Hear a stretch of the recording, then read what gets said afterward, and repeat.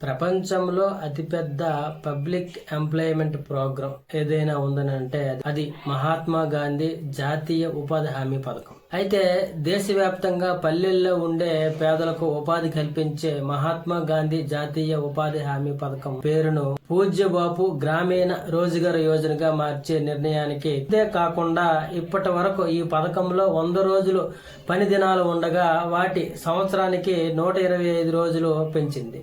పూజ్యబాపు Grameen Rozgar guarantee బిల్లును కేంద్ర మంత్రివర్గం ఆమోదం తెలిపింది.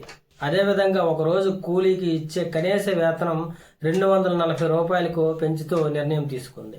కేంద్ర మంత్రివర్గం ఆమోదం తెలిపింది. ఈ పథకం కింద కేంద్ర ప్రభుత్వం 1.51 లక్షల కోట్లు కేటాయిస్తూ కీలక నిర్ణయం తీసుకుంది. వాస్తవానికి ఈ పథకం 2005లో అప్పటి ప్రధానమంత్రి మన్మోహన్ సింగ్ నేతృత్వంలో జాతీయ గ్రామీణ ఉపాధి హామీ పథకం పేరుతో ప్రారంభించారు.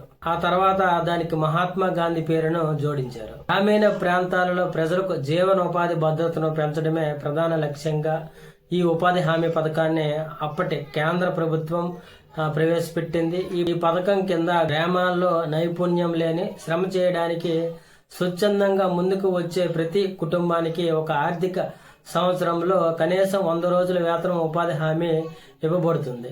అయితే దీనిని ఇప్పుడు 100 రోజుల నుంచి 125 రోజులు అలాగే 240 రూపాయల వేతనం కూడా పెంచే దిశగా కేంద్ర ప్రభుత్వ మంత్రివర్గం ఆమోదం తెలిపింది.